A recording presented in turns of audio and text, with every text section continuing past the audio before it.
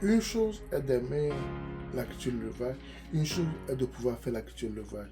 Une chose aussi, c'est de savoir si tu as les moyens, et même si tu as les moyens, est-ce que tu as la capacité de le faire.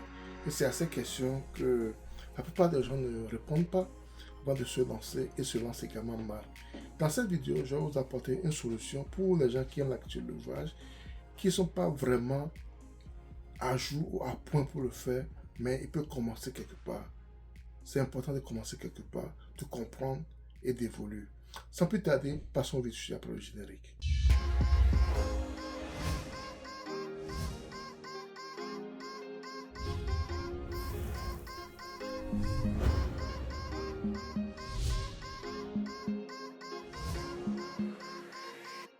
Si vous ne découvrez pas la première fois, mon nom c'est Sabi Aliati. Je suis ma chaîne de parlant d'investissement en général en actuel élevage. Cette thématique est importante également, tu es au bon endroit. Abonne-toi à notre chaîne Zagagum, clique sur la cloche de notification pour ne pas rater nos vidéos à chaque fois que l'on publie. Ensuite, partage le maximum pour qu'elle puisse atteindre un grand nombre de personnes. N'oubliez pas un pouce, ce qui va permettre également à YouTube de diffuser nos vidéos à plus de personnes.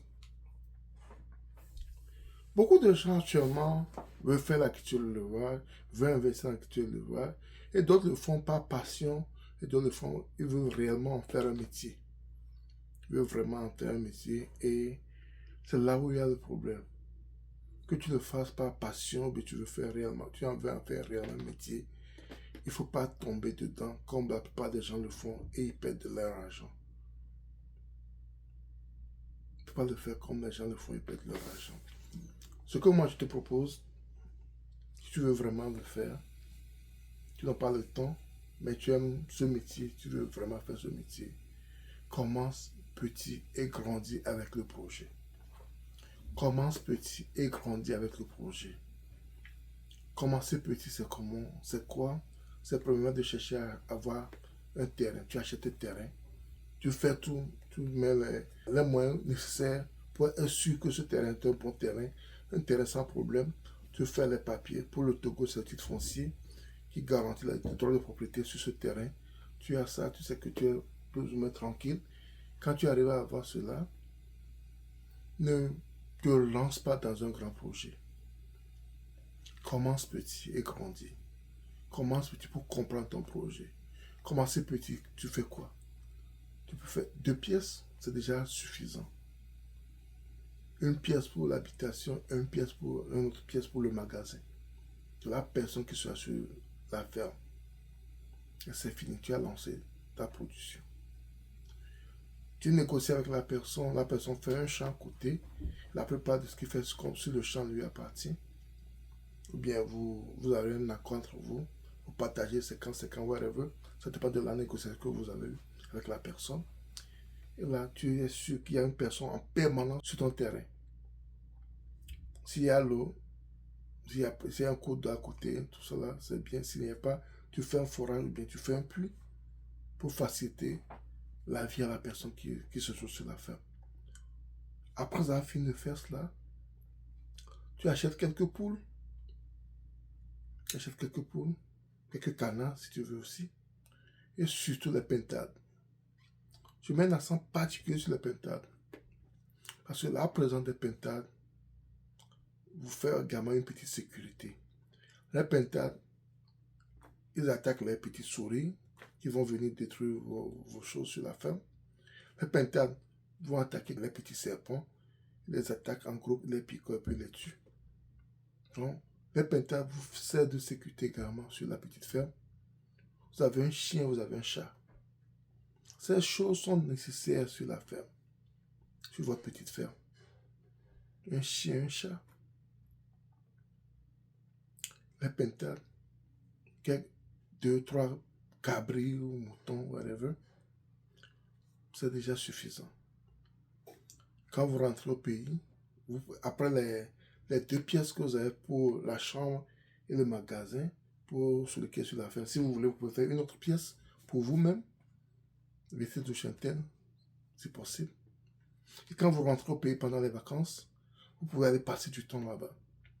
En passant le temps là-bas, vous comprenez ce qui se passe, vous étudiez ce qui se passe, comment ça marche chez vous. Ça vous permet d'avoir une idée. En faisant tout cela, vous avez le temps de comprendre les activités, le temps d'avoir les difficultés avec celui qui est sur la ferme. Parce que tout dépend de la négociation que tu vas faire avec la personne. Et en dehors du fait qu'il fait les cultures qui lui appartiennent, et vous faites peut-être 50-50, vous pouvez faire un petit salaire, peut-être au SMIC ou bien en dessous du SMIC, ça dépend des négociations. Je le précise bien, tout dépend des négociations que tu feras avec la personne. Et chaque temps, quand tu rentres, tu vas visiter, tu vas passer du temps sur ta ferme, tu vas voir comment les choses évoluent, tu vas commencer par comprendre, te poser des questions, aller vers les gens qui le font également déjà. Tu échanges avec ces personnes. Et tout ce processus te permet de te préparer pour l'avenir. Ça te permet de te préparer pour réellement monter ta ferme comme tu le veux. Comprendre son investissement, comprendre là où on met les pieds, c'est la clé de la réussite. Ça te permet de savoir qu'est-ce qui marche, qu'est-ce qui ne marche pas, d'avoir une idée du marché, comment ces animaux se reproduisent. Tout ça, ça va t'aider à mieux avoir une idée.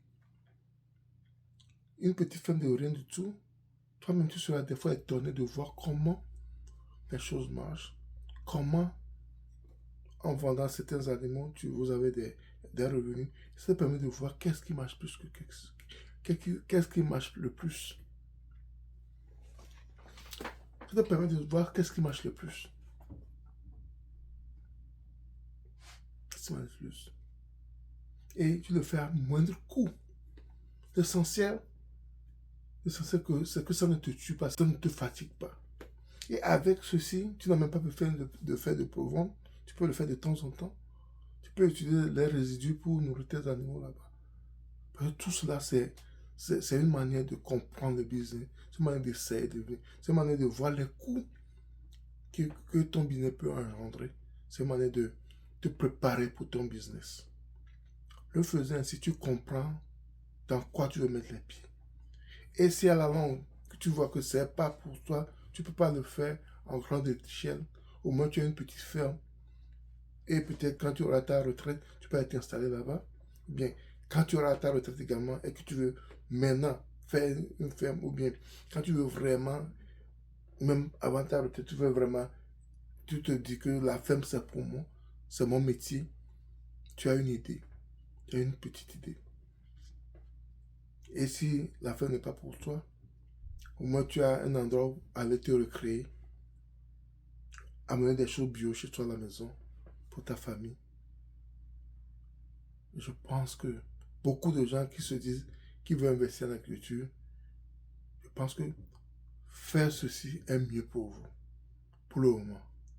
Parce que, comme je le dis, beaucoup se disent c'est à la mode, moi si je veux le faire.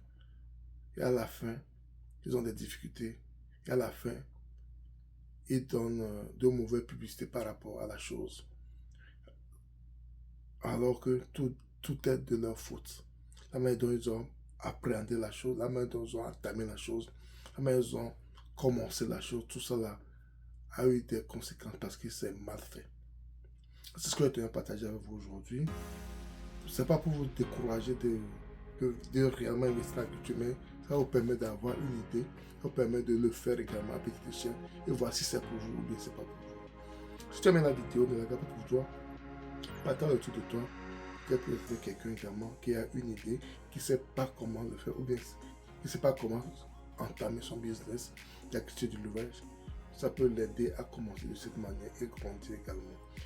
Si tu n'es pas encore abonné, abonne-toi à la chaîne, clique sur la notification pour ne pas rater nos vidéos à chaque fois qu'on publie. Ensuite, partage au maximum pour qu'elle puisse également de personnes. N'oubliez pas un pouce, ce qui va permettre également à YouTube de nous aider à un grand nombre de personnes. C'était Sabi et à la prochaine. Bye bye.